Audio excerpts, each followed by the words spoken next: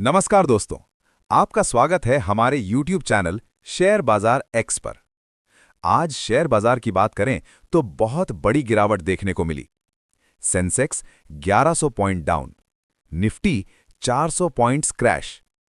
क्या ये सिर्फ एक छोटा करेक्शन है या मार्केट में शुरू हो चुका है बड़ा तूफान?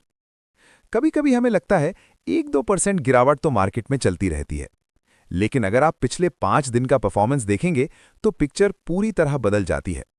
सिर्फ एक हफ्ते में मार्केट करीब 4% टूट चुका है, 1000 पॉइंट से ज्यादा। निफ्टी 50 उड़ चुका है। और ये सिर्फ नंबर्स नहीं है, ये आपके पोर्टफोलियो का ब्लड लॉस है। लिटरली पोर्टफोलियोज ब्लीड कर रहे हैं। नया इन्वेस्टर हो या पुराना इन्वेस्टर, शॉर्ट टर्म हो या लॉन्ग टर्म, हर किसी को डैमेज साफ दिखाई दे रहा है। हो सकता है किसी एक दिन आपका स्टॉक ग्रीन रहा हो और आपने सोचा हो कि दुनिया का पोर्टफोलियो गिरा है, मेरा नहीं। लेकिन अगर बिग पिक्चर देखें तो गिरावट लगभग हर इन्वेस्टर तक पहुंच चुकी है।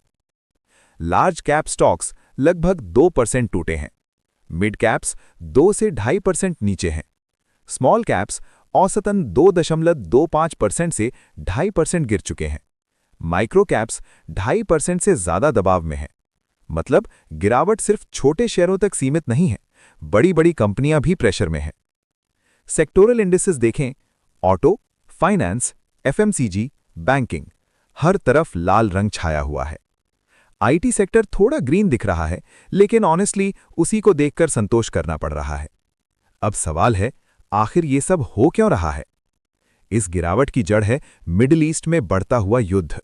सिचुएशन अब सिर्फ रीजनल कॉन्फ्लिक्ट नहीं रहा, ग्लोबल इंपैक्ट दिखने लगा है। सबसे बड़ा खतरा है स्ट्रेट ऑफ हॉर्मुज। यही वो समुद्री रास्ता है जहां से दुनिया का लगभग 20% क्रूड ऑयल गुजरता है, और भारत अपनी लगभग 50% तेल जरूरत यहीं से पूरी करता है। अगर ये रूट ब्लॉक होता है तो ग्लोबल ऑयल सप्लाई हिल जाएगी। क्रूड ऑयल पहले $60 के आसपास था, अब $80 की तरफ भाग रहा है। ये सिर्फ एक प्राइस मूव नहीं है, ये है इंपोर्ट बिल एक्सप्लोजन।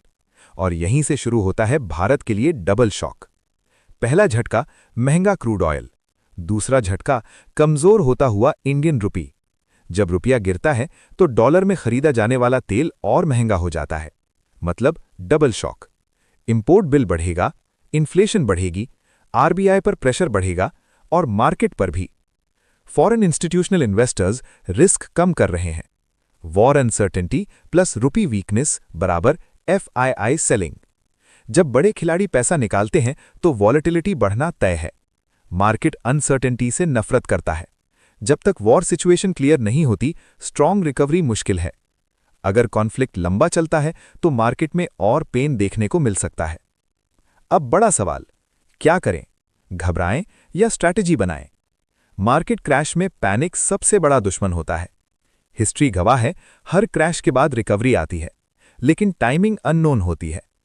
इस समय मार्केट इमोशन से नहीं, वॉर अपडेट से चल रहा है। अगर यूएस और ईरान के बीच टॉक्स की खबर आती है तो सेंटिमेंट बदल सकता है। लेकिन जब तक अनसर्टेनिटी है, तब तक सावधानी ही सबसे बड़ी स्ट्रैटेजी है। Stay alert, stay disciplined and stay invested smartly.